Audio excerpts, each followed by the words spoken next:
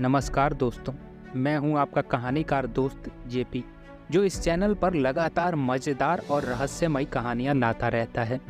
आज की रात है खास क्योंकि बात करेंगे उस फिल्म की जिसने भारतीय सिनेमा में डर और लालच की नई परिभाषा लिखी। जी हाँ, मैं बात कर रहा हूं तुम्बाड़ की। तो ध्यान से सुनिएगा क्योंकि ये कहानी आपको अंदर तक हिला देगी। तैयार हैं? तो चलिए शुरू करते हैं। सीन नंबर 1, बारिश में लिपटा तुम्बाड़ गांव। तो दोस्तों, फिल्म शुरू होती है तुम्बाड़ गांव में और इस गांव की पहचान क्या है? बारिश। अरे भाई, ऐसा लगता है कि बादल इस गांव को छोड़ना ही नहीं चाहते। दिन हो या रात, बारिश ऐसे गिरती है जैसे आसमान से समंदर बरस रहा हो। और यहीं शुरू होती है हमारी कहानी, एक गांव में जहां हर कोने में एक रहस्य छुपा है। आप सोचिए, इस निरंतर बारिश और अंधेरे माहौल में एक पुरानी डरावनी हवेली खड़ी है। हवेली में छुपा है एक भयानक राज और इस राज के पीछे भाग रहा है हमारा हीरो, जिसका नाम है विनायक। लेकिन दोस्तों, आप और मैं जानते हैं कि हवेलियों में जाना कभी भी अच्छा आइडिया नहीं होता है, खासकर जब वो हवेली सदियों पुरानी हो। अब हम बात करते हैं सीन नंबर 2, हस्तर की कहानी और खजाने की शुरुआत। अब दोस्तों, यहाँ कहानी थोड़ा गहराई में जाती है। विनायक को अपनी दादी से हस्तर की कहानी पता चलती है। हस्तर कौन था? वो देवता जिसने सोने और अनाज के लालच में सब कुछ खो दिया। हस्तर ने देवताओं से सोना चुरा लिया, लेकिन उसकी किस्मत में अनाज कभी नहीं था। देवताओं ने उसे श्राप दिया कि वो हमेशा भूखा रहेगा, लेकिन सोने का मालिक होगा। सोचिए, सोना तो पास है, लेकिन पेट की भूख कभी नहीं मिटेगी।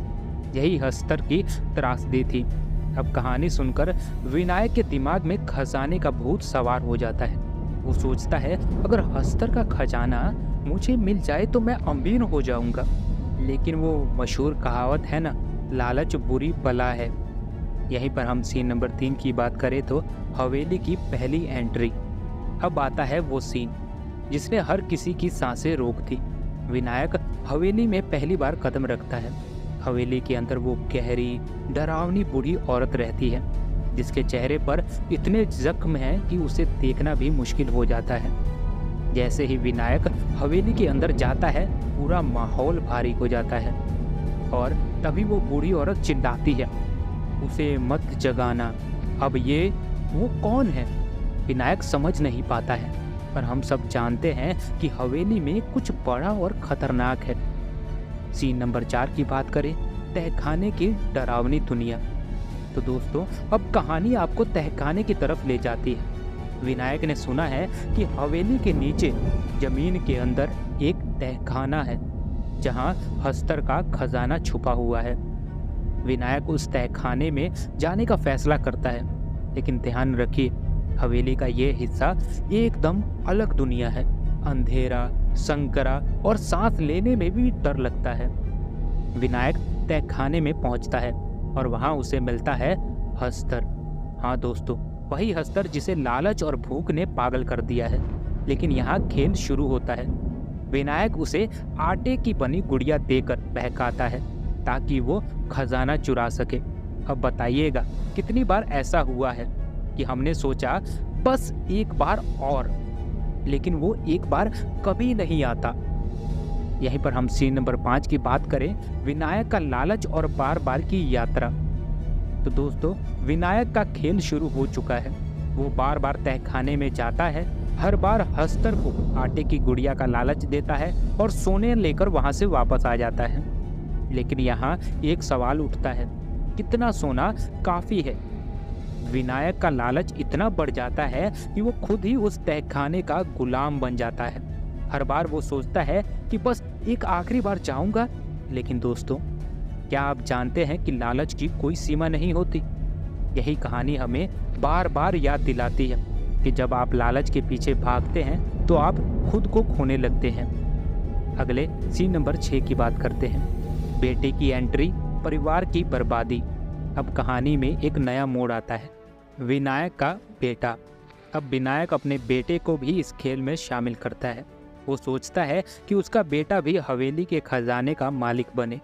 लेकिन दोस्तों, यही वो पल है जब विनायक को एहसास होता है कि उसने खुद अपने लालच में अपने बेटे को भी फंसा दिया। यहाँ कहानी एक भावनात्मक मोड़ लेती है। विनायक का दिल टूटता है, लेकिन अब तक बहुत देर हो चुकी है। लालच ने उसे और उसके परिवार को बर्बादी की कगार पर लाकर खड़ा कर दिया है। यहीं पर अब हम बात करते हैं सीन नंबर 7, क्लाइमैक्स, अंतिम बलिदान। तो कहानी का मेन थीम ये होता है कि विनायक भूखे हस्तर को आटे की एक गुड़िया फेंक के लालच देता है, और जितना थोड़ा सा समय हस्तर को वो आटे की गुड़िया खाने में लगता है, उस दौरान विनायक हस्तर के पीछे से जाता है और उसकी लंगोट में छिपे सोने के सिक्के उठाता है और उस गुफा से भाग जाता है। जब विनायक का बेटा वहां जाता है तो उसके मन में और ज्यादा लालच आता है। वो अपने पिता को सुझाव देता है, क्यों ना हम हस्तर के खजाने वाली लंगोट ही चुरा लाएं। आइडिया तो अच्छा है, लेकिन विनायक बताता है कि आटे की गुड़िया खाने में हस्तर को तो बहुत कम समय लगता है, और इतने कम समय में हम उसकी लंगोट भला कैसे चुरा सकते हैं। इस समस्या का हल विनायक का बेटा देता है। आटे की ढेर सारी गुड़िया लेकर जाएंगे, हस्तर एक खाएगा, हम दूसरी गुड़िया फेंकेंगे। ऐसे हमें काफी समय मिल जाएगा हस्तर की लंगोट चुराने के लिए। इस तरकीब पर काम करते हुए जब बाप बेटा गुफा में ढेर सारी आटे की गुड़िया लेकर पहुंचते हैं, तो उन्हें पता चलता है कि एक आटे की गुड़िया के बदले एक हस्तर प्रकट होता था, और यहाँ पर 10 गुड़िया के लिए 10 अलग अलग हस्तर प्रकट हो जाते हैं। और ये हस्तर जिस भी जिंदा इंसान को छूता है वो जिंदा लाश बनकर रह जाता है। बेटे को बचाने के लिए विनायक आटे की सारी गुड़ियां अपने शरीर पर बांध लेता है और अपना बलिदान दे देता है। अपने पिता को जिंदा लाश बनते हुए देख विनायक के बेटे की आंखें खुल जाती हैं। उसे समझ आ जाता है कि लालच बुरी बला होती है सच में ही। इसीलिए वो अपने पिता को जिंदा ही जला देता है, यानी कि उसे मुक्ति दे देता है और उस बाड़े को सदा के लिए बंद कर देता है। और यहीं पर हमारी ये कहानी समाप्त होती है। तो दोस्तों, आपसे विदा लूँ उससे पहले मेरा एक आपसे सवाल है। मेरी कहानी सुनाने की कला आपको कैसी लगी, नीचे कमेंट बॉक्स में मुझे ज़रूर फीडबैक दीजिएगा। अगर आप इसमें कुछ सुधार भी चाहते हैं वो भी लिखकर हमें कमेंट बॉक्स में ज़रूर बताइएगा। आपके एक कमेंट से मेरी कहानी सुनाने की कला में बहुत ज़्यादा इम्प्रूवमेंट हो सकता है। कहानी को अंत तक सुनने के लिए आपका तहे दिल से शुक्रिया। मिलते हैं अगले वीडियो में, जहां ऐसी ही मज़ेदार और रोचक कहानियां लेकर मैं आता ही रहूँगा। तो इस चैनल को भी सब्सक्राइब जरूर कर लीजिएगा। धन्यवाद।